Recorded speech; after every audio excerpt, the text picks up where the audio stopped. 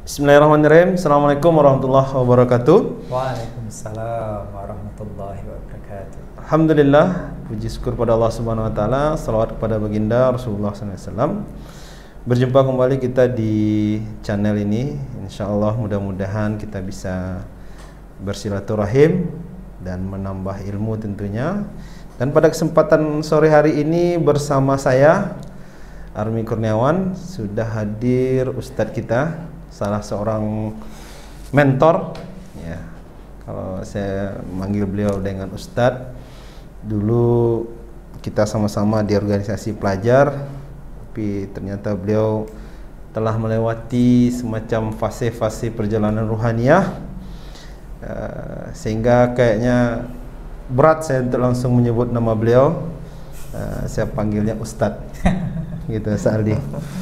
Beliau adalah praktisi training atau trainer pelatihan surat khusyuk yang backgroundnya Masya Allah. Beliau juga orang yang mengambil sanad keguruan di beberapa surau, termasuk salah satunya kajian-kajian hati ya, keilmuan yang konsen membicarakan tentang ilmu hati. Assalamualaikum Ustaz. Waalaikumsalam. Sehat Ustaz? Alhamdulillah. Sehat. Alhamdulillah, terima kasih Sa'aldi yang sudah berkenan hadir di channel kali ini. Insyaallah kita mau tanya-tanya ini Ustaz. Ada beberapa poin yang ingin saya tanyakan tentang perjalanan spiritual lah. Iya, Ustaz ya. Kalau dulu 2008 ya, kita di 2008. Pasaman Timur ya. Itu kan saya kenalnya Ustaz Aldi fokus di organisasi ke 2003 malah Ustaz. dari 2003 ya, dari 2003, ya. 2008 saya balik ke Padang sebentar sama beliau di Pasaman Timur gitu kan. Artinya momen saya dengan beliau panjang. Tapi waktu itu momennya tentang organisasi ya. Iya. Organisasi pelajar, terutama pelajar Islam ya. Nah, memang belakangan ini dan saya kenal beliau sebagai orang yang fokus di dunia, kalau kita sebut spiritual gitu. Ya, beliau juga background pernah di sekolah madrasah aliyah ya. Ya, artinya memang dari sekolahnya juga ada background madrasah aliyah. Tapi ini fokusnya tentang bagaimana spiritualitas ini menjadi betul-betul menjadi pegangan gitu. Jadi misal kayak sholat khusyuk ya kan, dan juga terapi hati sudah ya. Baik, untuk lebih ini kita minta beliau untuk memperkenalkan kira-kira nih fokus Ustadz dalam beberapa tahun belakangan ini apa saja gitu Ustadz. Nanti ada beberapa pertanyaan yang kita tanyakan Ustadz. Silakan Ustadz. Pertanyaannya nggak berat ya. Ringan-ringan aja insyaallah. Saya kalau ketemu dengan Ustadz Army ini ketemu dengan guru sebenarnya. Jadi kalau dia udah berbahasa pertanyaan-pertanyaan itu, ini masuk ruang ujian, kan? Jadi detakan jantung saya agak meningkat ini sebenarnya. Gitu kan. Baik, Bismillahirrahmanirrahim. Assalamualaikum warahmatullahi wabarakatuh. Waalaikumsalam warahmatullahi wabarakatuh. Tadi sedikit banyak sudah dikenalkan sama Ustadz Army, bahwasanya saya memang beberapa waktu belakangan ini sebenarnya ini hanyalah bagian dari proses pencarian aja Ustadz, gitu kan. Saya bukan guru ya, sebenarnya takut juga kalau Ustadz panggil ke saya Ustadz gitu kan. Saya ini hanya sebagai murid yang punya murid lagi gitu.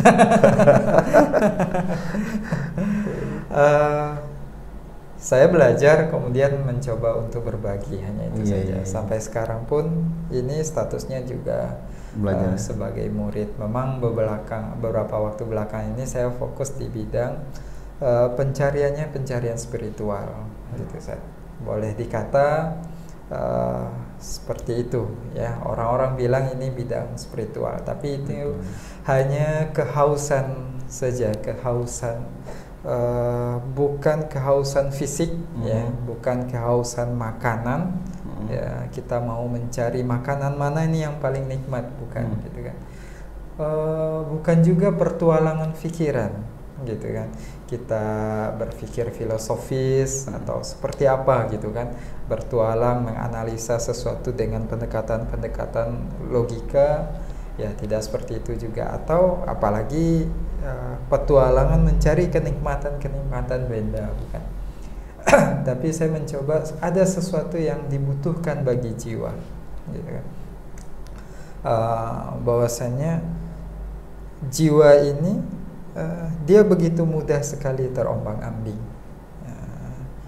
Dulu pengalaman saya kan, ketika apa yang dilihat oleh mata sepertinya ini makanan jiwa. Saya coba nikmati, gitu kan.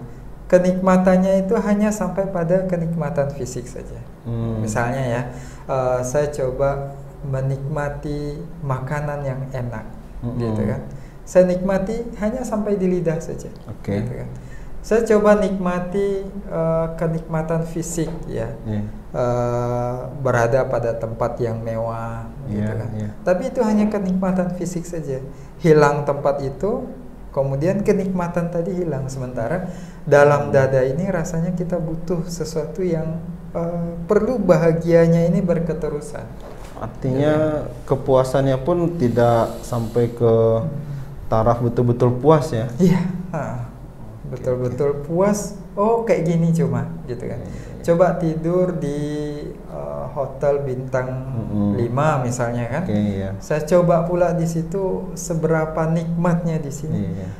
Paling hanya ditahan 1 hari semalam juga nggak mau dalam itu, ya? Iya, seperti itu kan. Betul, walaupun gitu. Bintang 5 gitu, ya. Saya coba bahagia dengan orang-orang, gitu kan. Saya coba bergaul dengan banyak orang, gitu kan. Bergaul dengan orang-orang yang punya popularitas tinggi misalnya kan. Saya coba walaupun mungkin teman saya nggak banyak pula yang tinggi betul popularitasnya, gitu kan. Tapi rasanya ya begitu saja, gitu kan.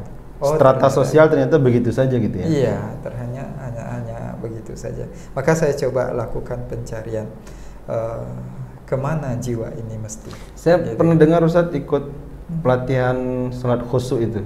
Boleh cerita sedikit, Ustadz? Oh ya, dulu kan sekitar tahun 2006 ya, 2007 itu. Waktu itu kebetulan juga saya mengalami sebuah kondisi yang dapat musibah cukup berat juga, gitu kan. Dan jiwa saya benar-benar haus waktu itu, gitu kan. Nah, waktu itu saya ada baca buku-buku, gitu kan. Ada buku pertama yang dulu saya baca, saya dapat di perpustakaan kampus itu, buku Berguru Kepada Allah, ya. Itu yang menulis Ustadz Abu Sangkan, gitu kan.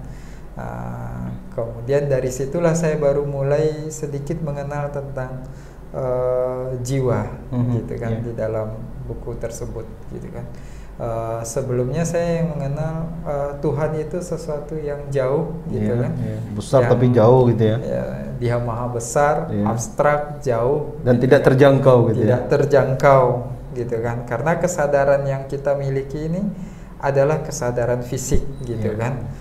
Pokoknya percaya saja, gitu kan. Seberapa besarnya tak bisa dibayangkan, karena mata memang tidak pernah melihat, gitu kan. Belajar di akidah dulu waktu di Aliyah, ya didoktrin seperti itu saja, gitu kan. Ada buku judulnya Berguru Kepada Allah. Nah, ini menarik ini, gitu kan.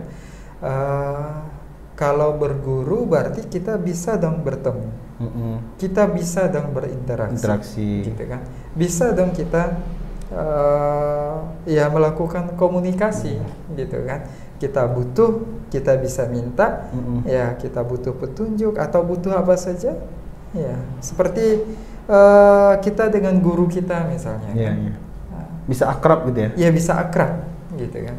Nah, di buku itu sedikit diulas, ya, bahwasanya terusiklah jiwa saya untuk melakukan sebuah perjalanan, gitu kan. memang tidak dijelaskan secara rinci bagaimana kita langsung berguru dengan Allah gitu kan. Ada satu bab kalau nggak salah bab bertemu dengan Allah di dalam buku itu gitu kan. Ada judulnya tertulis dalam bab itu. Saya balik ke halaman selanjutnya, itu hanya kosong saja. Gitu kan, hanya kosong saja. Kemudian selanjutnya baru masuk bab selanjutnya.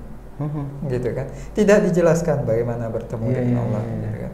Nah, tanda tanya nih, tanda tanya ini gitu kan, kayak mana ini gitu kan. Ini berguru gimana kita bisa berguru kalau nggak bertemu gitu kan.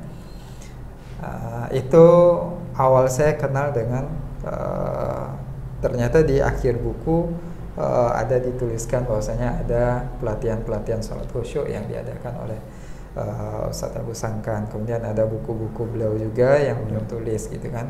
Ada buku yang memang judulnya pelatihan sholat khusyuk gitu kan.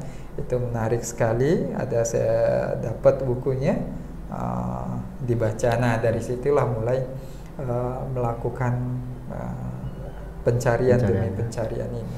Tapi gitu kan. Belakangan saya juga dengar selain sholat khusyuk ternyata kegiatan terapi kolbu itu juga punya landasan, artinya berguru, belajar gitu kan.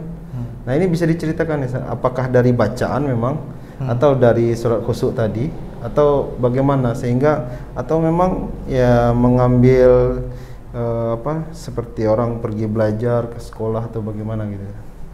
Iya. Lanjut dari tadi sebenarnya itu, itu rentetan ya? Sebenarnya gitu kan. Apa yang dituliskan di buku dengan apa yang difahami oleh penulis ternyata saya tidak puas gitu kan. Saya begitu penasaran dengan apa yang dituliskan oleh buku itu. Saya coba fahami, kurang lebih ada 6 kali saya mengkhatamkan buku itu. Dia cukup tebal itu kan. Ada 6 kali saya ulang-ulang tapi tidak ada kepuasan. Ada trik metode yang dituliskan di situ. Saya coba berulang, tapi memang nggak ketemu juga gitu. Katanya ada rasanya, tapi saya tidak mendapatkan rasanya gitu kan. Kemudian di buku pelatihan sholat khusyuk itu juga ada metodenya. Saya coba, tapi nggak dapat juga rasanya gitu kan. Akhirnya saya punya kesimpulan, ini saya harus ketemu langsung nih dengan dengan penulisnya, yaitu Ustadz Abu sendiri gitu kan. Itu azam saya sejak 2008 ya. Waktu itu saya habis kecelakaan. Azam saya berdoa semoga ketemu gitu kan. Dan qadarullah-nya baru ketemu itu 2011. Ya, 2012 ya, baru ada berapa tahun? Ya 2011 baru ketemu qadarullahnya. Ketemu waktu itu saya tinggal di Lampung, ketemu di Lampung gitu kan. Waktu itu beliau ada roadshow ke Bandar Lampung gitu kan. Tapi itu cuma ketemuan jauh saja, nggak interaksi langsung gitu kan. Dari ketemuan itu saya memang nggak interaksi langsung dengan Ustadz Abu gitu kan, hanya ikut di majelisnya. Tapi ada sesuatu yang saya dapatkan, sebuah yang berkesan bagi jiwa gitu kan. Ada bedanya saya baca buku langsung dengan ketemu, walaupun tidak ada komunikasi gitu kan. Ada kesan yang saat itu saya sulit untuk menjelaskannya gitu kan. Bagaimana kesannya? Tapi yang jelas kata Ustadz Abu itu, ilmu itu ada loh sekarang gitu kan. Ilmu itu turun sekarang gitu kan. Dan saya merasakan ada getaran ilmu memang ya. Tapi tidak bisa dijabarkan dengan kata-kata. Nah, itu kesan saya pertama kali bertemu gitu kan. Nah, setelah beberapa waktu saya ada coba bolak-balik, saya hadir ke majelisnya Ustadz Abu, hanya hadir saja gitu.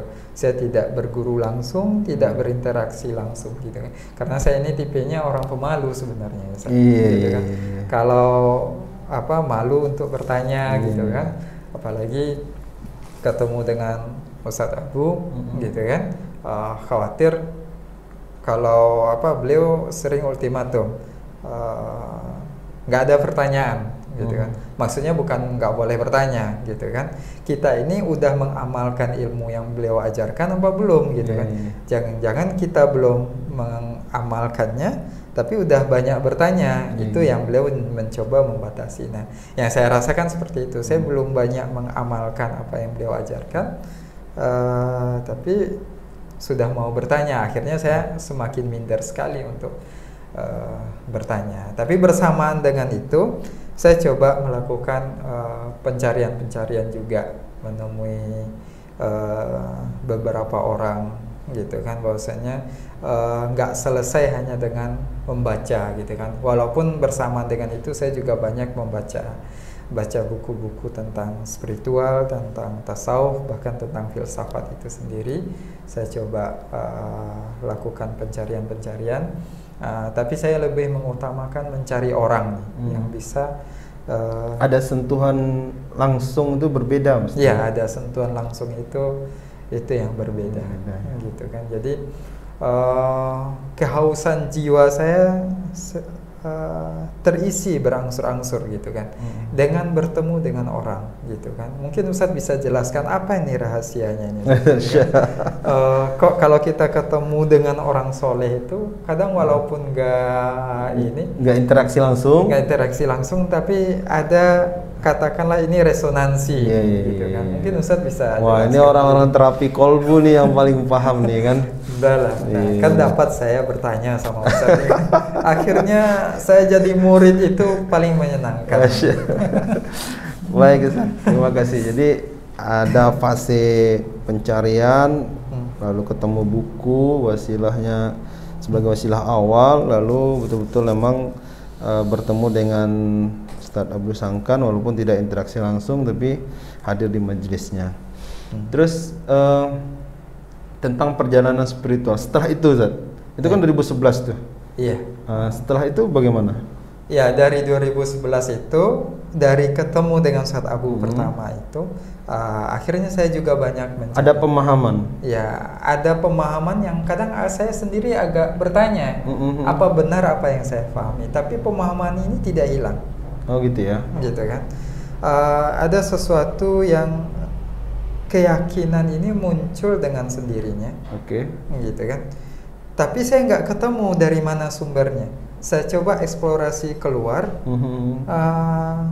keterbatasan ilmu saya, keterbatasan kemampuan saya melakukan eksplorasi, nggak ketemu ini, gitu kan? Oh, gitu. Ada sesuatu yang yakin, keyakinan yang muncul di dalam ini benar, gitu kan? Tapi dalilnya di luar mana, gitu kan? Jadi sesuatu yang yakin tapi masih ragu nih, gimana itu Ustaz, gitu kan? Saya coba cari gitu kan ke beberapa orang. Waktu itu saya masih tinggal di Bandar Lampung, ada kalau nggak salah 3 orang ya, yang saya coba temui, coba diskusi gitu kan. Yang jelas sesuatu yang saya yakin ini benar gitu kan, dan apa yang dia katakan rasanya sama dengan apa yang ada dalam keyakinan saya, gitu kan.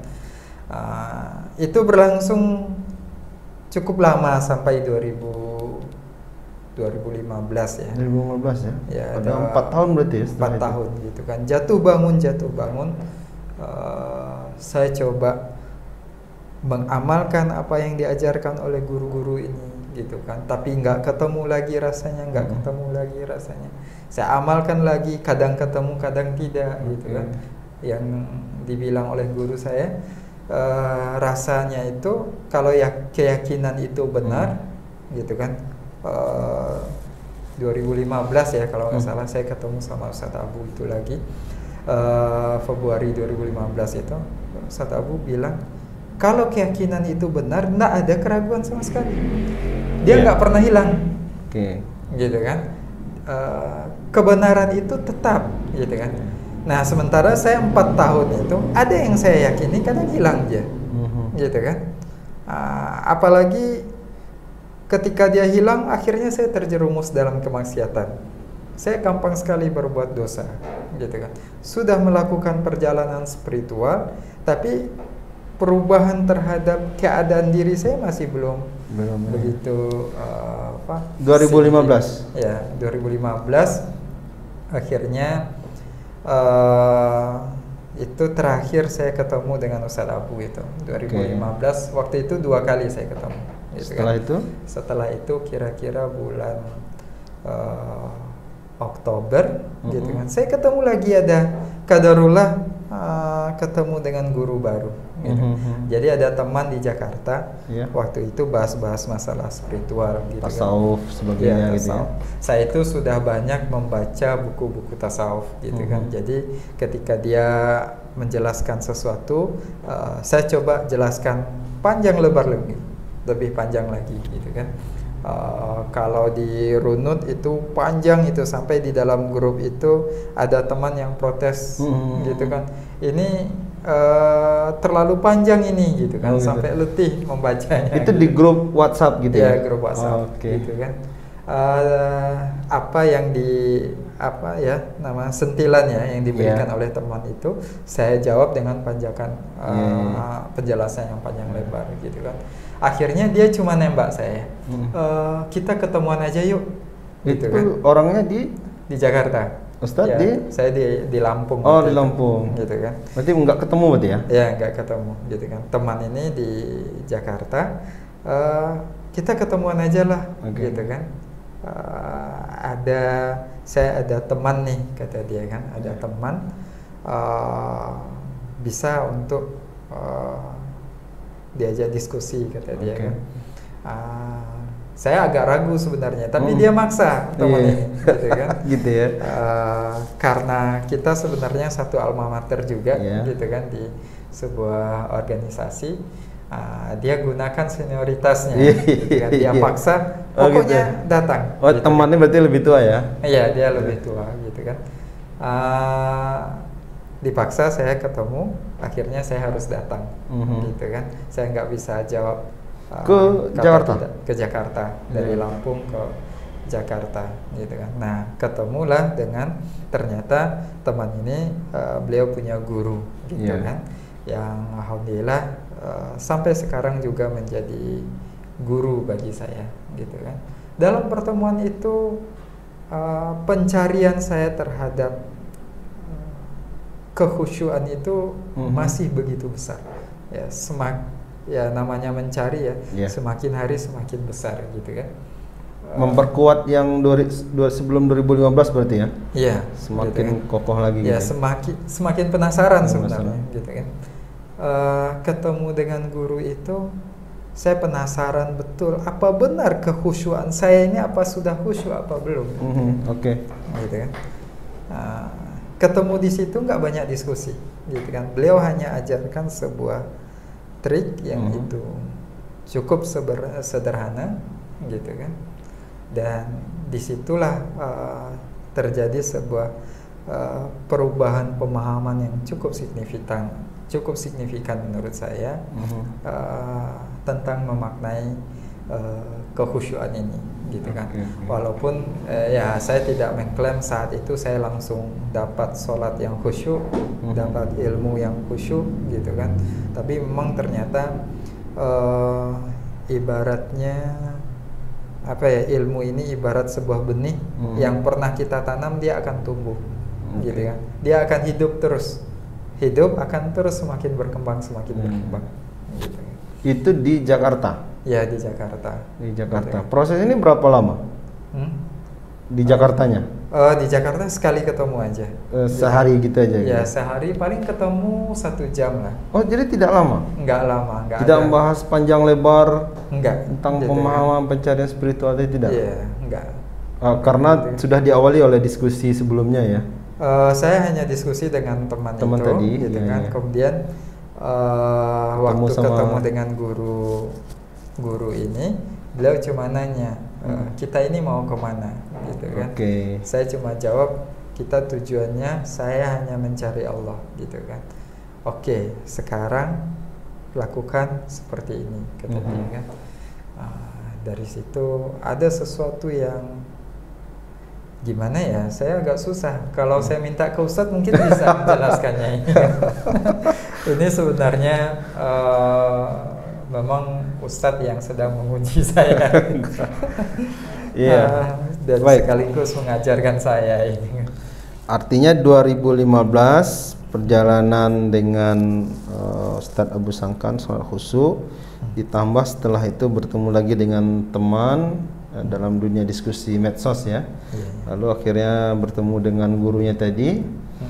Tidak bicara panjang, tapi langsung ke praktek ubudiyah lah. Kita anggap langsung praktek ibadah gitu ya. Artinya tidak, kan kalau kita bicara tentang filsafat, bicara tentang teori perjalanan spiritual, kita kan banyak membahas definisi, membahas tentang sesuatu yang bisa bicara itu panjang sekali dan lama gitu. Tapi ini enggak ya? Enggak. Langsung praktek ubudiyah gitu ya? Ya langsung aja diajak praktek saja. Lalu setelah itu balik ke Lampung? Ya setelah itu balik ke Lampung gitu kan. Dan apa yang saya dapatkan itu ketika ketemuan dengan di Jakarta itu ada terus gitu kan. Ada artinya terus bisa dipraktekkan sendiri gitu ya? Ya bisa dipraktekkan sendiri. Dan ada sesuatu yang rasanya saya terikat dengan rasa ini, gitu kan. Ketika saya bawa ke Lampung gitu kan, sehingga kerinduan saya untuk terus berjalan itu semakin lebih kencang lagi, gitu kan. Baik, sahabat semua perlu dipahami ini maksud berjalan kita di sini berubudiyah ya. Jadi perjalanan ini bukan artinya kita roadshow, bukan itu, tapi adalah perjalanan spiritual mencari al-haq gitu ya, Allah Subhanahu wa taala. Jadi kan kita ingin lebih mendekat. Ini maksud dari perjalanan. Jadi biar pemirsa tidak salah paham maksud perjalanan kita gitu kan. Artinya tadi Ustadz Aldi sudah menjelaskan beliau bertemu guru dan ya tentu ini juga skenario Allah ya. Artinya kita bisa bertemu dengan orang-orang yang bisa menunjukkan. Balik lagi pertanyaan saya itu, berarti konten atau pelajaran yang Ustadz dapatkan itu fokusnya di apa Ustadz? Apakah pelajaran yang sifatnya kalau boleh kita sebut dengan apakah fikih atau kajian akhlak atau kajian apa gitu yang apa tujuannya? Apakah pembersihan pola pikir atau pembersihan hati atau bagaimana gitu? Apa ya, mungkin Ustadz yang tahu. Kalau kita kan juga pernah bertemu guru di beberapa tempat, lalu dia wasiatkan, saya ijazahkan nih puasa sekian hari gitu kan, amalannya atau wirid zikir ini sekian hari gitu kan. Nah kalau Ustadz tadi yang didapatkan di Jakarta itu fokusnya amalan seperti apa? Amalan jiwa, hati gitu ya.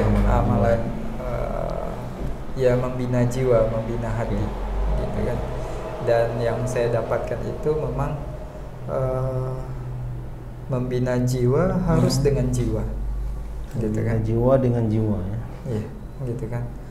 Saya cukup lama banyak membaca buku itu masuknya ke dalam otak, gitu kan. Tapi bagus juga, gitu kan. Bukan berarti tidak ada nilainya, gitu kan. Setidaknya membuat saya semakin penasaran yang sangat besar, gitu kan. Ibaratnya nih, gitu kan, di buku-bukunya Ustadz Abu dia bercerita tentang nikmatnya kekhusyuan, gitu kan. Guru-guru yang lain juga menceritakan tentang nikmatnya kekhusyuan, nikmatnya khusyuk, gitu kan. Ibarat orang bercerita tentang indahnya gula, gitu kan. Nikmatnya gula, manisnya gula gitu ya. Ya, jadi dari satu biji gula itu kalau dicicip rasa manisnya melahirkan sekian banyak ilmu, gitu kan. Kira-kira seperti itu, gitu kan. Tapi kenikmatan ini tidak akan pernah benar-benar kita bisa dapatkan kalau hanya membaca penjabarannya saja, membaca ilmunya saja, gitu kan. Tapi paling tidak dengan membaca itu sudah cukup membuat kita penasaran untuk terus mencari. Artinya bisa menghantarkan lah ya, gitu. Ya, bisa menghantarkan. Nah, yang akan menghantarkan sampai pada tujuan ini, gitu kan, memang kita terjun langsung, cicip betul, gitu. Diamalkan ya, diamalkan langsung, gitu kan. Dan ini yang saya temukan nggak bisa sendirian. Saya baca buku kemudian saya coba amalkan sendirian, ternyata nggak bisa. harus ketemu orang. Ada pembimbing. Yang bisa membimbing, gitu kan? Kalau teman boleh nggak? Yang ya sama-sama baru tahu, sama-sama baru belajar gitu. Mungkin kan nggak itu yang jadi pembimbing? Sebagai pembimbing. Iya, khusus yang tema ilmu hati tadi gitu. Iya. Artinya kita minta dia juga membimbing kita, tapi teman bukan guru dan gitu. Bisa jadi. Yeah. Kalau teman, misalnya teman dalam indikasi dalam makna teman sebaya, misalnya kan, siapapun itu, gitu kan. Tapi dia orang yang bisa membimbing kita itu tentu orang yang tahu, yang sudah terjun terlebih dahulu. Oh gitu. Kayak gitu kan. Artinya dia udah paham. Artinya yang menjelaskan manisnya gula ini dia benar udah nyicip pula. Oke. Gitu kan. Gitu. Sama-sama belum tahu akhirnya. Sama-sama mencari, sama-sama tidak jelas yang ditemukan gitu. Kita mau nyicip gula merah, tapi yang tercicipi permen misalnya, itu kan gulanya palsu gitu kan. Ini San, ini pertanyaan terakhir mungkin, dan beda dari yang tadi. Kira-kira menurut Ustadz, dari perjalanan Ustadz sampai saat ini gitu, berapa persen mendominasi yang memberikan dorongan yang begitu kuat untuk kita bisa semangat menjalani kehidupan ini? Apakah sesuatu yang sifatnya hanya kepuasan akal atau memang kepuasan kolbu gitu? Nah, mana kira-kira yang lebih kuat memberikan dorongan gitu? Jadi kan kalau akal kan artinya dengan cukup kita belajar, karena kan akal juga setiap hari kita upgrade gitu ya. Tapi kan kolbu juga punya makanan sendiri nih. Nah, kira-kira yang paling mendominasi, karena kan nggak mungkin salah satunya ditinggalin, tapi yang paling mendominasi menurut Ustaz gimana? Yang paling mendominasi itu memang dari sini, gitu kan. Dorongan dari kolbu, gitu kan. Ada sebuah fitrah ternyata memang yang Allah tanamkan di dalam jiwa kita, bahwasanya fitrah itu kita ingin mencari sesuatu yang benar, gitu kan, mencari sesuatu yang bermakna, gitu kan. Dan itu ya semacam fitrah itu, gitu kan. Sekalipun ketika fitrah yang ada di dalam jiwa kita ini ada yang menutupi, gitu kan. Tapi yang fitrah ini dia sesuatu yang lebih kuat lagi dari apa yang menutupi sebenarnya, gitu kan. Pilihannya ada pada kita sendiri. Kita mau ikut nggak fitrah kita ini? Ya, saya pernah dengar sebuah ceramah, apa sebenarnya yang fitrah ini? Inilah yang dinamakan dengan nurani. Gitu gitu kan? Ya. Hati nurani itu lah berarti itu ya. Iya, nurani, nur ya. Nur aini, gitu kan. Cahaya yang memberikan penglihatan, gitu kan. Saya ikut saja, saya coba ikuti, gitu kan. Ada yang menempel, gitu kan, kehendak hawa nafsu misalnya kan. Saya coba ikuti juga kehendak hawa nafsu ini, tapi tidak memuaskan dan nurani saya kembali memberontak. Bukan ini yang saya cari, gitu kan. Kayak tadi Ustadz baca, tapi ya tidak menghantarkan kepada kepuasan yang dalam tanda kutip lalu berhenti di situ ya. Iya, gitu kan. Nanti kan akal tuh. Ya dia mendorong terus gitu. Terus cari, terus dalami terus gitu kan. Kayak gitu. Dan terasa saya instrumen yang lain itu membantu ya. Gitu kan. Pengetahuan membantu dan guru itu sangat membantu. Gitu kan. Baik, sahabat semua, alhamdulillah tadi kita sudah bertanya dan tentu masih banyak pertanyaan kita sebenarnya menyangkut perjalanan spiritual atau ruhaniyah ini. Apalagi tadi kita belum membongkar nih apa sih sebenarnya yang diajarkan gitu kan dari gurunya temannya Ustadz Aldi kepada beliau. Lalu kayaknya itu yang betul-betul semakin mengokohkan, menguatkan sampai saat ini beliau masih aja menyebut dirinya dalam tanda kutip murid gitu ya, walaupun sudah punya murid lagi gitu kan. Ya tidak apa-apa. Nanti insya Allah kita akan coba di kesempatan lain kita bongkar, kita minta waktu beliau lagi ya di tengah agenda-agenda beliau. Mudah-mudahan beliau berkenan ya Ustaz ya. Insya Allah. Demikian saja pertemuan kali ini. Mudah-mudahan bermanfaat dan jangan lewatkan channel ini. Insya Allah tonton selalu. Demikian saja. Mohon maaf atas segala kesalahan dan kekurangan. Astaghfirullahaladzim. Assalamualaikum warahmatullahi wabarakatuh. Waalaikumsalam.